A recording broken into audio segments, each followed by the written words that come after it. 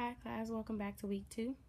This week we're going to be talking about Newton's laws and application to the relationship between force, mass and acceleration, inertia, and equal and opposite forces. First we will begin with Newton's first law. Newton's first law states that an object at rest stays at rest, an object in motion stays in motion with the same speed and in the same direction unless acted upon an unbalanced force. The net force must equal 0, defined as a vector sum of all forces acting on the object. So forces are balanced. Object at rest has the same velocity, same acceleration, but it stays at rest. But also, the object in motion has 0 velocity as well, and acceleration is 0 meters per second. So, for example, if we were to draw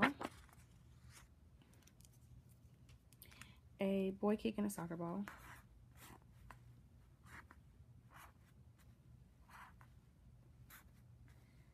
the ball will obviously go outward, and if the goal is over here,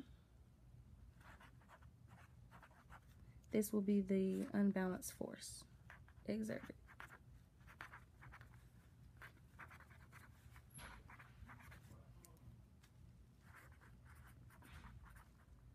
Which will stop the ball from moving. It'll stop the ball from accelerating over here.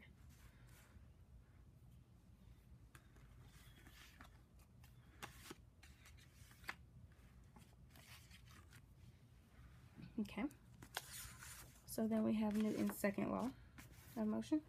The amount of acceleration is directly proportional to the net force acting on the object. The equation is always force equals mass times acceleration. To break down this equation, we'll do force equal to U mu minus mv over t. Sorry, excuse my handwriting. And then that would be, pull out the n, and you'll have u minus v over t, which gives you m times a. A is this parentheses, the v minus u over t, which gives you ma, which is proportional to force.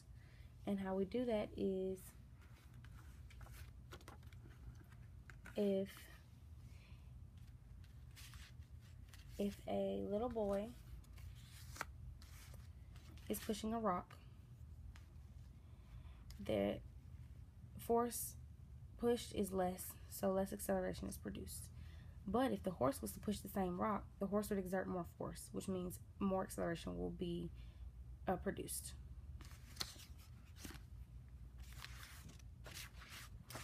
And last but not least, for every action, there is an equal or opposite reaction, which is Newton's third law of motion.